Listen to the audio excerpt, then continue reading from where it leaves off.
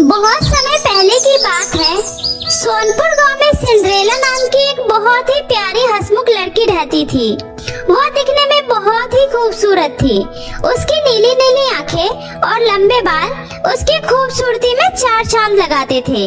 लेकिन बदकिस्मती से अचानक उसकी माँ का देहांत हो गया। माँ के गुजर जाने के बाद सिंड्रेला के पिता ने अनुराधा नाम की औरत से दूसरी शादी कर ली। अनुराधा की पहले से ही एक बेटी थी, किंजल। कुछ दिनों तक तो सब कुछ ठीक ठाक था, लेकिन सिंड्रेला के ऊपर दुखों का पहाड़ तब टूट पड़ा जब उसके पिता भी इस दुनिया को छोड़कर हमेशा के लिए चले गए। माँ और पिता के गुजर जाने के बाद अनुराधा और किंजल सिंड्रेला पर बहुत ही अत्याचार करने लगी। ए लड़की, अब से तू इस घर में नहीं रहेगी। अब से तू घर के बाहर गाय के तबेले में रहेगी, समझ गई? हाँ माँ, और इसके कपड़े और ज्वेलरी कितने अच्छे हैं। माँ, मुझे इसके सारे कपड़े चाहिए, और जो ऊपर इसका बड़ा वाला कमरा है ना, उसमें अब से मैं सोऊंगी। बेटी, अब से इस मनुष्य का सब कुछ तुम्हारा ही तो है। तू अब इस घर की इकलौती बेटी है। ये सिर्फ इस घर की नौकरानी है। अब से तुझे हम माँ बेटियों का सारा कहना मानना है और घर के सारे काम करने हैं, समझ गई? ठीक है माँ। इतना बोलकर सिंड्रेला फटे पुराने कपड़े पहनकर गायों के साथ तबेले में रहने चली जाती है। सिंड्रेला की सौतेली माँ और सौतेली बहन दिन ब दिन उस पर खूब अत्याचार करते, उससे घर का सारा काम करवाते और रात को बिना खाना दिए गौशाला में बंद कर देते। सिंड्रेला बहुत ही ज्यादा दुखी रहने लग गई। ऐसे ही दिन बीत रहे थे। एक बार की बात है, पूरे राज्य में राजकुमार के द्वारा एक घोषणा करवाई गई। सुनो सुनो सुनो, गांव की सभी लड़कियां ध्यान से सुनो। अगले हफ्ते महल में सभा का आयोजन किया गया है। विवाह आयोग जितनी भी लड़कियां हैं, सभी को महल में आमंत्रित किया गया है। सभी लड़कियों को महल में आना अनिवार्य है। उसी दिन हमारे राज्य के राजकुमार कुंवर सिंह अपने जीवन संगिनी का चुनाव करेंगे। यह सूचना पाते ही सभी खुशी से झूम उठे। वहीं किंजल ने जैसे ही ये खबर सुनी, वह भागते हुए अपनी माँ के पास जाकर सभा वाली बात बताती है। ये तो बहुत ही अच्छी खबर सुनाई है तुमने बेटी। तुम बिल्कुल भी चिंता मत करो। इस राज की राजकुमारी तो तुम ही बनोगी। देखना, मैं तुम्हें इतने अच्छे से तैयार करूंगी कि राजकुमार तुम्हें देखता ही रह जाएगा। अब चलो, तुम्हारे लिए गाउन और सैंडल भी तो लाने हैं। हाँ माँ, चलो। फिर पार्लर भी तो जाना है, जल्दी से चलो। सिंड्रेला वहीं दूर खड़ी उदास मन से उनकी सारी बातें सुन रही थी। सिंड्रेला का भी सभा में जाने का बहुत ही मन था, लेकिन अपनी माँ और बहन के डर से वह कुछ नहीं बोली। इधर किंजल सभा में जाने की जोरों शोरों से तैयारियां कर रही थी। उसने अपने लिए 1 लाख का सब्यसाची का गाउन बनवाया। वह हर रोज अपने उस गाउन को पहनकर शीशे के सामने खुद को निहारती रहती। हाय, कितनी सुंदर लग रही हूँ मैं। सभा में तो मैं ही सबसे सुंदर लगूंगी। राजकुमार तो मुझे ही पसंद करेंगे। आखिरकार सभा वाला दिन भी आ ही गया। उसने सुबह उठते ही सबसे पहले सिंड्रेला को बुलाया। सिंड्रेला, सिंड्रेला, जल्दी आओ। कहाँ मर गई? जल्दी से मेरे गाउन को प्रेस कर दो और मेरे सैंडल को अच्छे से पॉलिश कर दो। मुझे आज सभा में जाना है, कोई भी कमी नहीं होनी चाहिए। किंजल सुबह से ही रात के सभा में जाने की तैयारियां करने लगी। किंजल अब सभा में जाने के लिए पूरी तरह से तैयार थी। वाह, मेरी बेटी तो आज बिल्कुल परी की तरह लग रही है। भगवान बुरी नजर से बचाए। तभी सिंड्रेला डरते डरते अपनी माँ से कहती है, माँ, क्या मैं भी आप लोगों के साथ सभा में जा सकती हूँ? उन्होंने तो गांव की सभी युवा लड़कियों को बुलाया है ना? ये सुनकर दोनों माँ बेटी जोर जोर से हंसने लगी। शकल देखी अपनी, बढ़िया ही सभा में जाने वाली। अरे, राजकुमार को अपने लिए राजकुमारी चाहिए, नौकरानी नहीं, समझी? चलो माँ, हम चलते हैं। हाँ हाँ, चलो बेटा, कहीं देर न हो जाए। और सुन नौकरानी, हमारे आने से पहले घर का सारा काम हो जाना चाहिए, समझी? उनके जाने के बाद सिंड्रेला घर में अकेले बैठकर खूब रोती है। आखिर मैं सभा में क्यों नहीं जा सकती? क्या मैं इंसान नहीं हूँ? आज गांव की सभी लड़कियाँ कितनी खुशी खुशी सभा में गई है, और एक मैं हूँ जो यहाँ घर में अकेले अकेली बैठी हूँ। आज मेरे माँ बाबा जिंदा होते तो मेरे साथ ये सब नहीं हो रहा होता। सिंड्रेला रो ही रही थी कि तभी कमरे में अचानक एक प्रकाश हुआ और वहाँ एक बहुत ही खूबसूरत परी प्रकट हुई। प्यारी सिंड्रेला, चुप हो जाओ, उठो, मैं तुम्हें सभा में ले जाने आई हूँ। क्या सच में? पर मैं कैसे उस सभा में जा सकती हूँ? मेरे पास तो एक भी कपड़े नहीं हैं। तुम चिंता मत करो, मैं हूँ ना। इतना बोलकर परी अपना जादुई छड़ी घुमाती है और सिंड्रेला को एक बहुत ही खूबसूरत राजकुमारी में बदल देती है। सिंड्रेला उस दिन बहुत ही खूबसूरत लग रही थी। उसने एक बहुत ही खूबसूरत गाउन पहन रखा था और उसके पाँव में चमचमाती हुई लाल सैंडल थी। सिंड्रेला, अब तुम सभा में जाने के लिए बिल्कुल तैयार हो, पर एक बात का ध्यान रखना, तुम 12 बजे तक ही इस रूप में रहोगी। 12 बजे के बाद तुम फिर से अपने पहले वाले रूप में आ जाओगी। सिंड्रेला, अब तुम जाओ। सिंड्रेला परी का धन्यवाद कर सभा में चली जाती है। सिंड्रेला जैसे ही महल में प्रवेश करती है, सभी की नजर सिंड्रेला पर ही टिकी रहती है। सिंड्रेला पूरे सभा में सबसे सुंदर और मासूम लग रही थी। सिंड्रेला के इस बदले हुए रूप को उसकी सौतेली बहन और सौतेली माँ भी नहीं पहचान पाई और हैरानी से सब सिंड्रेला की तरफ ही देख रहे थे।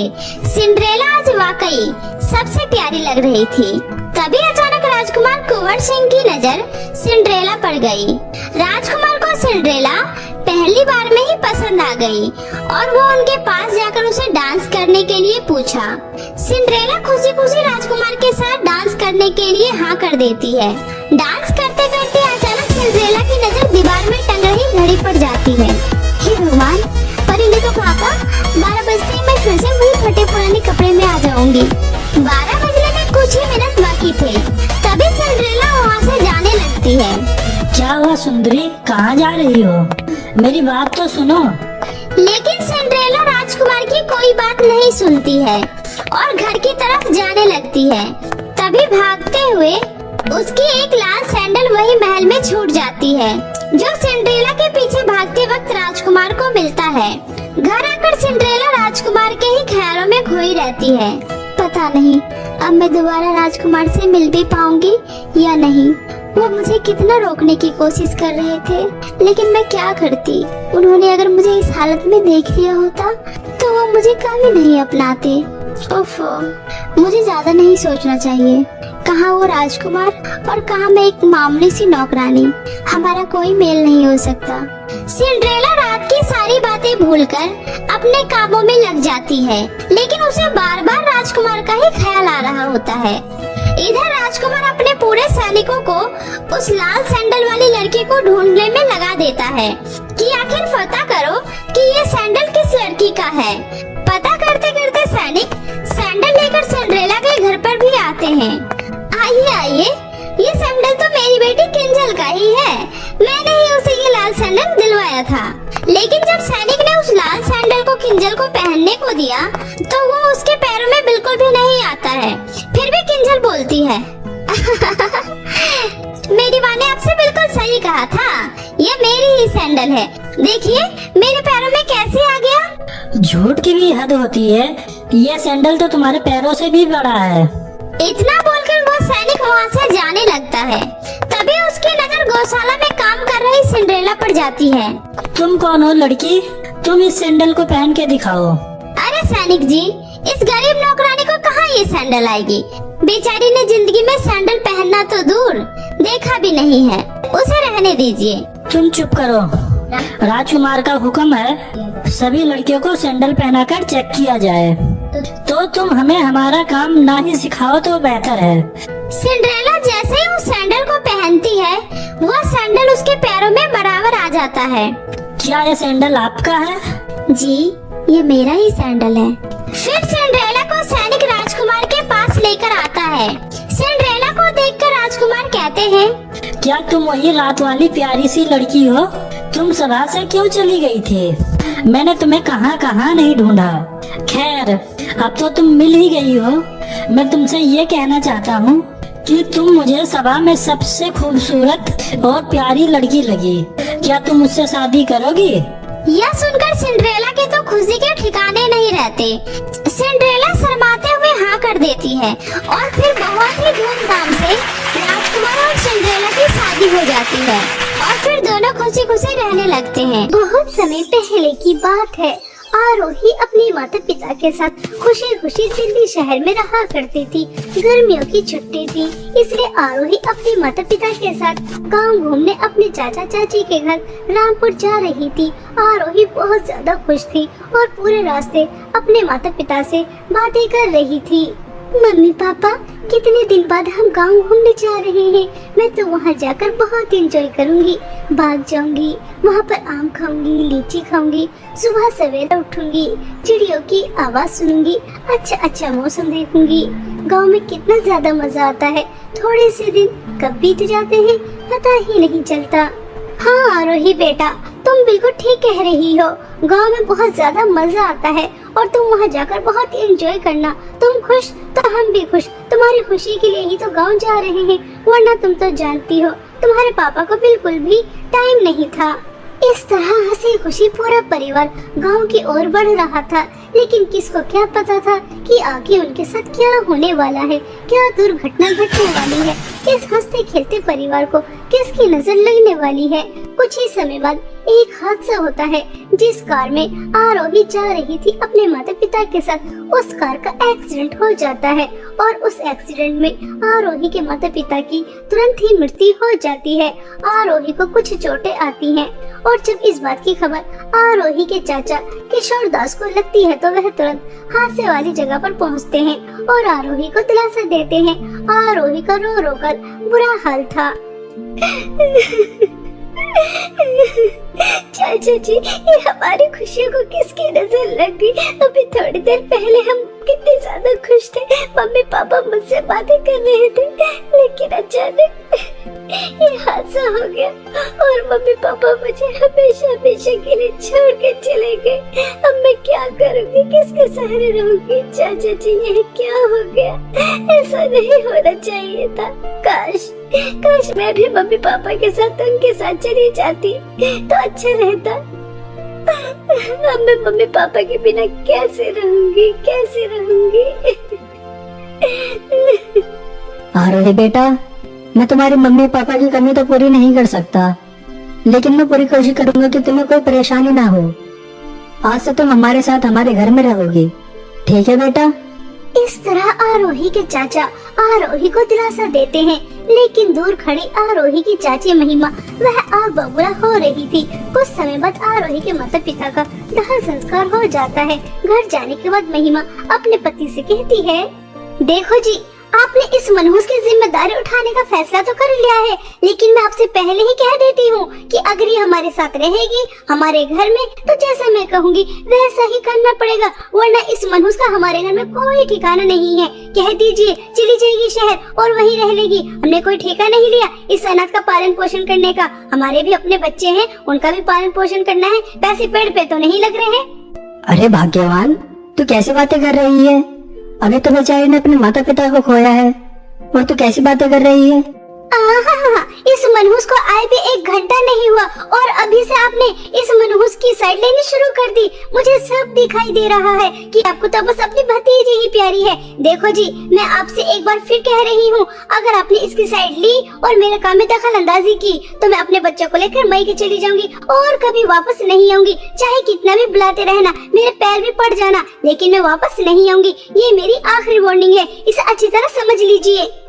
आहिस्ता आहिस्ता चाचा और चाची में झगड़ा बढ़ जाता है। यह देखकर आरोही को बहुत दुख होता है। तभी आरोही अपनी चाची से कहती है, चाची जी, आप चाचा जी से झगड़ा मत कीजिए और आपको कहीं जाने की कोई जरूरत नहीं है।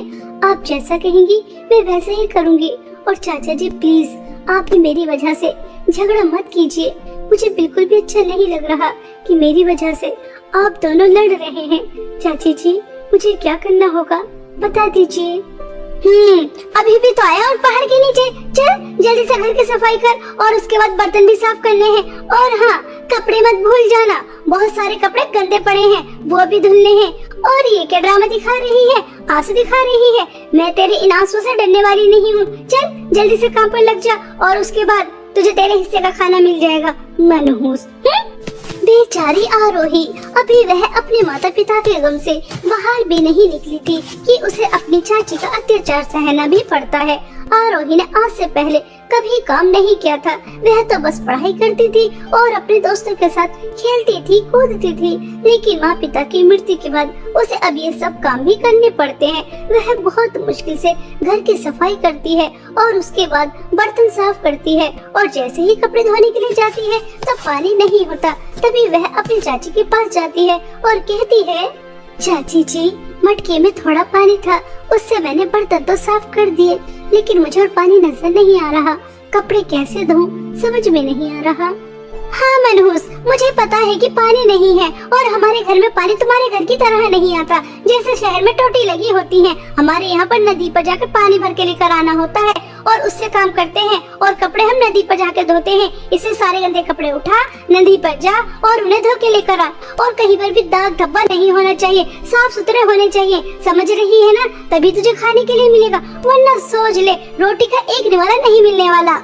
आरोही रोते हुए सभी गंदे कपड़े उठाती है और नदी पर धोने चली जाती है, और वहां जाकर बहुत मुश्किलों से उन कपड़ों को धोती है और रोती रहती है। और उसके बाद घर आ जाती है।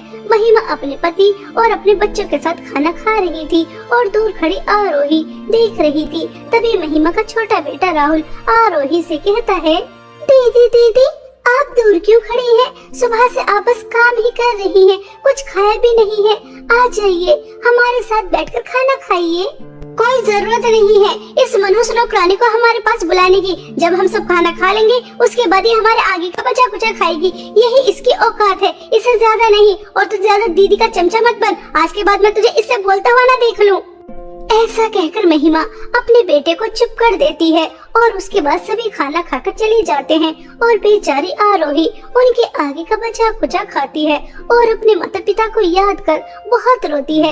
ऐसे ही रोज रोज आरोही के ऊपर अत्याचार हो रहे थे, और हमेशा की तरह आज भी आरोही नदी के पास कपड़े धो रही थी कि तभी महिमा की एक ब्रांडेड साड़ी नदी में बहकर दूर चली जाती है, जिसे देखकर आरोही बहुत ज्यादा रोती है।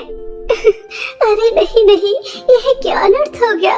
चाची जी की ब्रांडेड साड़ी नदी में बहकर दूर चली गई, और अगर चाची जी को पता चला तो वह तो मुझे मार मार कर जान से ही मार देंगी। मैं क्या करूं? चाची जी की साड़ी कैसे वापस लेकर आऊं? ऐसा सोचकर आरोही बहुत रो रही थी, और वह दोपहर से शाम तक बैठी रहती है, क्योंकि उसे बहुत अच्छी तरह से पता था कि अगर वह घर जाएगी तो उसकी बहुत ज्यादा पिटाई होगी। लेकिन और वह कर भी क्या सकती थी, उसे घर भी जाना था। आरोही बहुत हिम्मत करती है और घर चली जाती है, और अपनी चाची को बता देती है कि कैसे उनकी साड़ी बहकर दूर चली गई। जब वह यह सुनती है तो गुस्से में लाल पीली हो जाती है, और आरोही की बहुत ज्यादा पिटाई करती है, और उसके बाद उससे कहती है, मनहूस, वह साड़ी मेरी फेवरेट थी और मेरी सबसे ज्यादा महंगी थी। तूने उसे इतनी आसानी से नदी में बहा दिया, जरूर यह तूने जानबूझकर किया है। नहीं नहीं चाची जी, मैंने जानबूझकर नहीं किया। मैं तो सभी कपड़े धोकर घर वापस आ रही थी, लेकिन तभी बहुत तेज हवा चली और आपकी साड़ी उड़कर नदी में गिर गई। मैंने उसे निकालने की बहुत कोशिश की, लेकिन वह बहुत दूर जा चुकी थी। आप मेरी बात का भरोसा कीजिए, मैंने ये सब कुछ जानबूझकर नहीं किया। हाँ, मैं तो जैसे मनहूस को बहुत अच्छी तरह से जानती हूँ कि ये तूने जानबूझकर ही किया है। मैं कुछ नहीं जानती कि वह साड़ी तू मुझे कैसे लाकर देगी, लेकिन मुझे वह साड़ी जरूर चाहिए। अगर तूने मुझे वह साड़ी लाकर नहीं दी तो सोच लेना कि मैं तेरा क्या हाल करूँगी। इस घर में तो तुझे मैं रहने ही नहीं दूंगी, लेकिन तेरा हाथ पैर भी तोड़ दूंगी और तेरी पूरी शक्ल भी बिगाड़ दूंगी। किसी को मुँह दिखाने के काबिल नहीं बचेगी, इसलिए जा और मेरी साड़ी लेकर आ। चाची जी, रात बहुत हो रही है, जंगल में नदी के पास इतनी रात को जाऊंगी तो अगर कोई खतरनाक जानवर आ गया और उसने मुझे अपना शिकार बना लिया। जानवर तुझे अपना शिकार बनाए या ना बनाए, अगर तू मेरी साड़ी लेकर नहीं आई तो तुझे मैं अपना शिकार जरूर बना लूंगी। इसलिए चुपचाप जा और मेरी साड़ी लेकर आ। आरोही रोते हुए जंगल की ओर जा रही थी और अपने माता पिता को बहुत ज्यादा याद कर रही थी। पिताजी, आप दोनों मुझे अकेले छोड़कर क्यों चले गए? काश उस कार एक्सीडेंट में मैं भी आप लोगों के साथ मर जाती तो कितना अच्छा रहता। कम से कम मुझे आज चाची का इतना अत्याचार तो सहना नहीं पड़ता। उन्होंने मुझे इतने रात को घर से बाहर निकाल दिया, अब मैं उनकी साड़ी कहाँ से लेकर आऊंगी? अगर साड़ी नहीं लेकर आई तो वो मुझे अपने घर में रहने तो देंगे ही नहीं, साथ में पिटाई भी बहुत ज्यादा करेंगी। आज मुझे आप लोगों की बहुत याद आ रही है। इस तरह आरोही रोते हुए नदी तक पहुंच जाती है, लेकिन वहां जाकर आरोही देखती है तो पूरा नजारा बदला हुआ ही होता है, क्योंकि आरोही देखती है कि उसके सामने दो नदी हैं। एक तरफ सोने के मटके बह रहे थे तो दूसरी तरफ चांदी के मटके बह रहे थे, जिसे देखकर आरोही कहती है, अरे यह मैं क्या अद्भुत नजारा देख रही हूँ। मेरे सामने सोने और चांदी के मटके की नदी, लेकिन दोपहर तक तो ऐसा कुछ भी नहीं था। दोपहर तो यहाँ पर सादा पानी बह रहा था, लेकिन अचानक ये सब क्या? आरोही ऐसा कह ही रही थी कि तभी जादू सोने के मटके की नदी से आवाज आती है, यह वह नदी नहीं है जिसके बारे में तुम बात कर रही हो। तुम रास्ता भटक गई हो और तुम यहाँ आ गई। चलो अच्छा ही है कि कोई इंसान यहाँ तो आया। मैं इस जादू सोने के मटके की नदी हूँ और इस सोने के मटके के अंदर एक चुड़ैल है जो बहुत ही ज्यादा खतरनाक है। वह कैद है और जैसे ही वह चुड़ैल आजाद हो जाएगी तो तुम्हें बहुत सारी धन दौलत देगी, इतनी सारी धन दौलत कि तुम्हारी जिंदगी में कभी किसी चीज की कोई कमी नहीं होगी। लेकिन वह चुड़ैल आजाद होकर तबाही भी मचा सकती है, लेकिन वह तुम्हें कुछ नहीं कहेगी। मैं कब से किसी इंसान का इंतजार कर रही थी, लेकिन कोई यहाँ पर आता ही नहीं था। चलो अच्छा है कि जाने अनजाने में तुम यहाँ आ गई। मैं जादू चांदी के मटके की नदी हूँ और जादू चांदी के मटके के अंदर एक बहुत सुंदर परी है जिसे एक चुड़ैल ने कैद किया है। अगर तुम उसे आजाद कर देती हो तो तुम्हें मिलेगा तो कुछ भी नहीं, लेकिन वह परी आजाद हो जाएगी। अब तुम्हारे हाथ में है कि तुम्हें धन दौलत चाहिए या तुम परी को आजाद करना चाहती हो। जादू सोना चांदी के मटके की नदी, मैं धन दौलत का लालच नहीं करूंगी। धन दौलत के लालच में आकर एक खतरनाक चुड़ैल को आजाद नहीं करूंगी, बल्कि मैं एक अच्छी परी को आजाद करूंगी, चाहे इसके बदले मुझे कुछ भी ना मिले। मैं बुरा काम कभी नहीं करूंगी, इसलिए मैं जादू चांदी के मटके की परी को आजाद करना चाहती हूँ। ऐसा कहकर आरोही जादू चांदी के मटके को उठाती है और जादू चांदी के मटके की परी को आजाद कर देती है। जैसे ही परी आजाद होती है तो वह उससे खुश होकर उसे बहुत सारी धन दौलत देती है। बहुत सारे हीरे, सोना, पैसा, इतने सारे धन दौलत पाकर आरोही बहुत ज्यादा खुश होती है और परी को धन्यवाद कहकर अपनी चाची के घर आ जाती है। इतनी सारी धन दौलत देकर चाची की आंखें चमक जाती हैं और महिमा आरोही को जोर से थप्पड़ मारकर कहती है, इतना सारा सोना, हीरे, पैसे तुझे कहाँ से मिले? मुझे सच सच बताना। अगर तूने मुझसे झूठ बोलने की कोशिश भी की तो मैं तुझे नहीं छोड़ूंगी। जल्दी बता कि तुझे इतनी सारी धन दौलत कहाँ से मिली, कहाँ से लेकर आई? क्या कहीं तूने चोरी की है? आरोही अपनी चाची को सब सच बता देती है कि उसे जादू सोने और चांदी के मटके की नदी मिली, जहाँ से उसे इतनी सारी धन दौलत मिली है। यह सुनकर महिमा लालच में आ जाती है और वह मन ही मन में सोचती है, ये मनहूस तो हमेशा बेवकूफ की बेवकूफी रहेगी। जब जादू सोने के मटके की नदी कह रही थी कि चुड़ैल को आजाद करने की वजह से इसे इतनी सारी धन दौलत मिलेगी कि पूरी दुनिया में इससे अमीर कोई और नहीं होगा, तो ये क्या बेवकूफ थी जो इसने जादू चांदी के मटके को चुना और उसकी परी को आजाद किया? मैं तो जादू सोने के मटके को चुनती, बेवकूफ। ऐसा सोचकर महिमा भी जादू सोने और चांदी के मटके की नदी के पास पहुंच जाती है और वहां जाकर तुरंत जादू सोने का मटका उठा लेती है और उसे खोल देती है। और जैसे ही वह उसे खोलती है तो उसके अंदर से बहुत ही ज्यादा खतरनाक चुड़ैल निकलती है और वह चुड़ैल तुरंत ही महिमा को खा लेती है और दोबारा से जादू सोने के मटके के अंदर चली जाती है। इस तरह आरोही की चाची को उसके लालच और बुरे कर्मों की सजा मिल जाती है और वहीं दूसरी तरफ आरोही अपने अच्छे स्वभाव की वजह से इतनी सारी धन दौलत के साथ एक हंसी खुशी जीवन बिताती है।